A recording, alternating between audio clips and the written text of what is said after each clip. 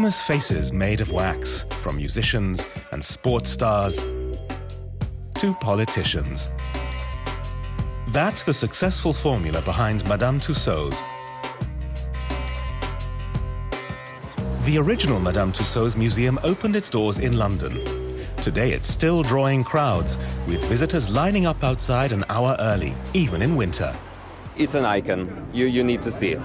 It's something you have to do when you are in London. That's why we want to come here to see the idols, because we can't see the real famous person. Yeah, Michael Jackson, of course. Yes, he's very good. Madame Tussauds London has been open since 1835. Since then, it's attracted more than 500 million visitors from around the world, and it unveils 12 new wax figures on average each year. I think the thing with Madame Tussauds is that, you know, you come here, you see over 300 of the famous wax figures that you want to see, and everything from royals, music stars, icons. It's for one place, and you can come and see everyone you want to see, and they're the same height, same eye colour, hair colour, so you get that real piece of celebrity that people want to see. Madame Tussauds has since gone global, with 12 museums in cities around the globe, including here in Berlin.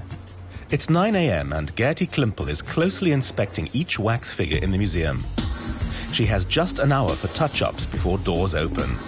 That means making sure the makeup, clothing and hair look perfect. Klimpel is the right woman for the job. She describes herself as detail-oriented.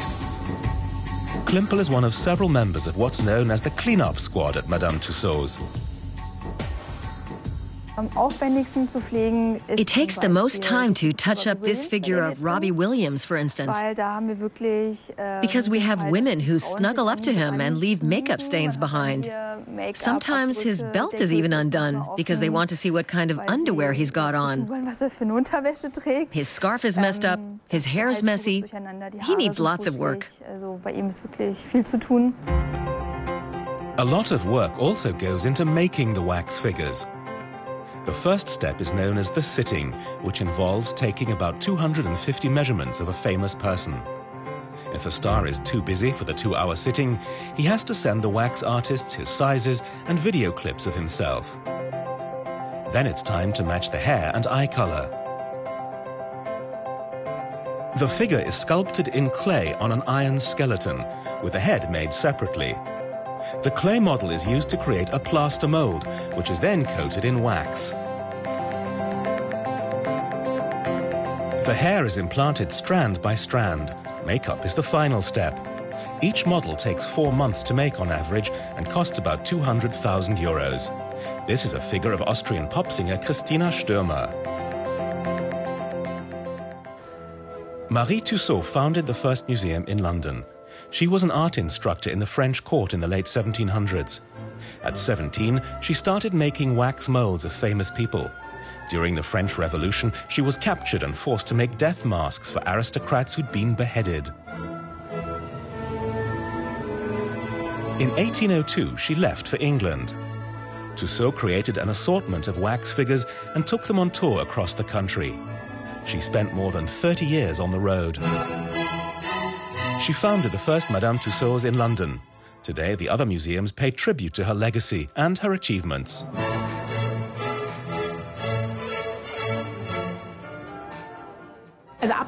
She made deceptively real-looking figures, and she also aimed to make the people she modeled and their lives accessible.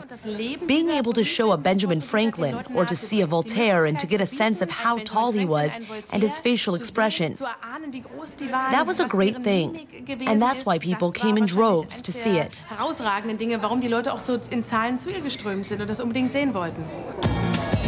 Today, visitors at Madame Tussauds in Berlin want the same thing: to see famous people up close.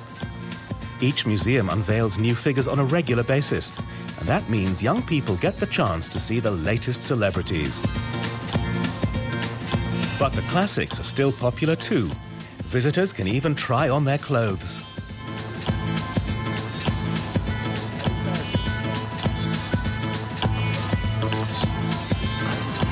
Gertie Klimpel makes sure the figures make it through the day in one piece. Well, sometimes I walk by and my heart starts pounding if people get too close to the figures. But generally, it's all okay. Madame Tussauds has been a major hit worldwide. The 13th Museum is set to open in Sydney in May 2012.